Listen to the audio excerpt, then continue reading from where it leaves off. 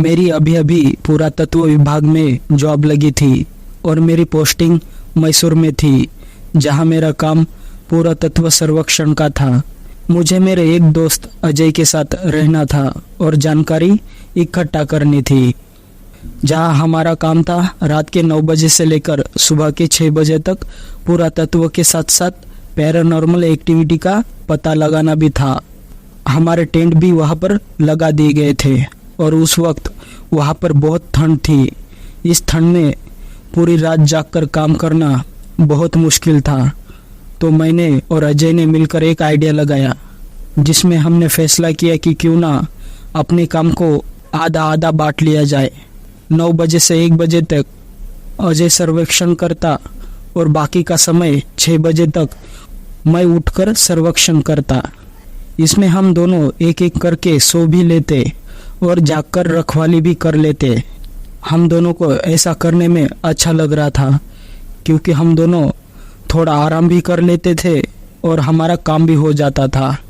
एक दिन अजय सर्वेक्षण के लिए बाहर गया और मैं फिर टेंट के अंदर था, ताकि मैं आराम कर सकूं और फिर 1 बजे के बाद मैं सर्वेक्षण के लिए आ सकूं। टेंट के पास बहुत अंधेरा था, वहाँ कोई लाइट का सोर्स भी नहीं था जहाँ से लाइट भी आ सके। मोबाइल नेटवर्क का तो ठिकाना तक नहीं था। अजय को 2 घंटे हो गए थे सर्वेक्षण करते करते। वह सर्वेक्षण ही कर रहा था कि उसने देखा कि टेंट के थोड़े से साइड में एक जगह है जो दीवार से घिरी हुई थी। वहाँ पर चेक करने के लिए गया। उसने देखा कि वहाँ पूरी सिमेट्री थी। सिमेट्री यानी शमशान घाट। फिर उसने देखा कि शमशान घाट के जस्ट बाहर कुछ हलचल हो रही है। फिर अजय वहाँ चेक करने के लिए गया। फिर अचानक अजय ने देखा कि सामने से कोई औरत आ रही है, जो ऊपर से नीचे तक सफ़ेद दिख रही थी। बस उसकी आंखें काली थी। वो औरत अभी थोड़ी दूर पर थी। अजय ने सोचा जैसे उसके तरफ आएगी तो मैं उसे रोककर पूछूंगा कि वो यहाँ पर क्या कर रही है। फिर जैसे ही वो औरत अजय के थोड़ी साइड से होकर गुजरने लगी, वैसे ही अजय ने उसको आवाज़ लगाई और वो औरत अपना मुंह सीधा करके चल रही थी। पर जैसे ही अजय ने आवाज़ लगाई, वैसे ही वो औरत ने अजय की तरफ मुड़कर देखा और जैसे ही उस औरत ने अजय की तरफ निगाहें की, अजय वहीं पर रुक गया। अजय को उस औरत का चेहरा पास आने पर बहुत ज़्यादा विकराल दिखने लगा था, जो कि दूर से नहीं दिखाई दे रहा था। वो औरत उसे बहुत घूरे जा रही थी और अजय उसका चेहरा देखकर डर गया था। अजय पूरी कोशिश कर रहा था जोर जोर से चिल्लाने की, पर मानो उसका मुंह पूरा बंद हो गया हो, जैसे किसी ने उसके मुंह के अंदर सीमेंट डाली हो। लेकिन वो आवाज़ लगाने में असमर्थ हो गया था। अब तो उसका हाथ भी नहीं हिल रहा था, मानो जाम हो चुका हो। पर वो अभी भी उस औरत को देख रहा था। कुछ ही देर बाद औरत ने वापस सीधा देखा और चलना शुरू कर दिया। जो शमशान घाट पूरे दीवार से घिरा हुआ था, उसी दीवार के आर पार होकर वो चली गई।